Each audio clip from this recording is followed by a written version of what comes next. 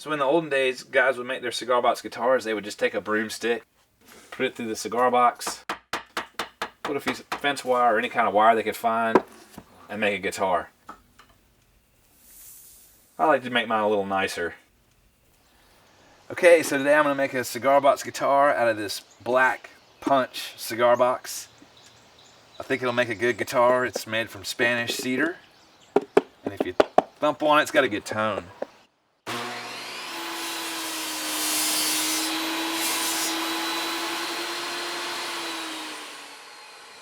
I'm going to take a light color wood. I'm going to put a walnut fretboard on it. So you'll see the contrast between the dark walnut fretboard and the light piece of maple. So that really strong maple wood is going to make for a really, really strong neck. I want the bridge to land maybe about 1.5 inches from the back. So when you're playing your guitar, you'll have a good place to rest your palm, and it'll give you really good action and really good tone. And I really don't measure, I just kind of eyeball it. It's not too technical because it is a cigar box guitar.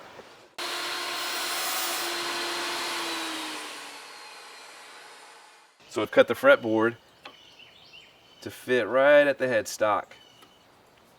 You need the strings to have a bend right here, otherwise they'll buzz and it won't sound good. As you see, the neck goes all the way through the box. So I want this to be super flat, so when I glue this on, the bridge will be right here. So as the strings vibrate, it's going to rattle, shake the bridge, and the whole guitar is going to vibrate. And the way that's going to happen is this is going to have a really good connection between the neck and the box.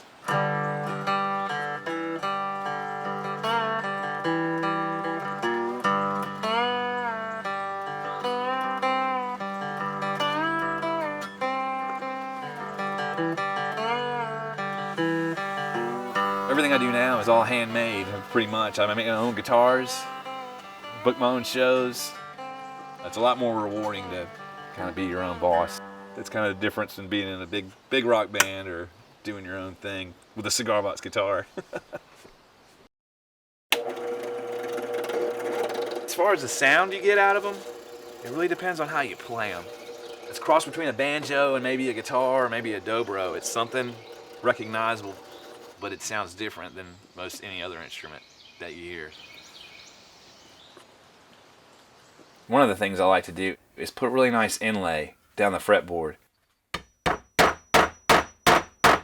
And all they are is reference points for you to, as you're playing, to not get lost in all the frets. Kind of like a piano, the keys are arranged where there's some black keys and some white keys. It's just an easy way for you to look at the fretboard and say, all right, the double dots, I'm at the 12th fret. The second dot, I'm at the 5th. The third, I'm at the 7th. Sometimes I'll put one hole, maybe 2 or 3, or one on either side of the neck. But I think ultimately it's really the box itself that really does the trick. I try to use really nice wood, like maple, mahogany, Brazilian cherry.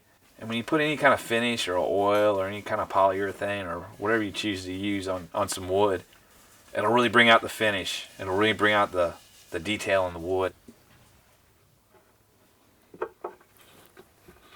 For some reason, I don't know why, but once I put the tuning peg holes, it just, to me, it starts to look really like a guitar. Go with that.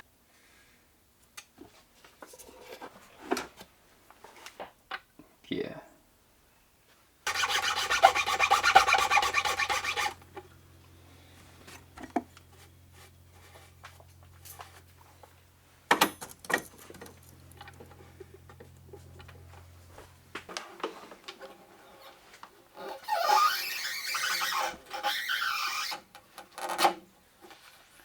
The more racket you get when you're stringing it up, the better the guitar is going to sound.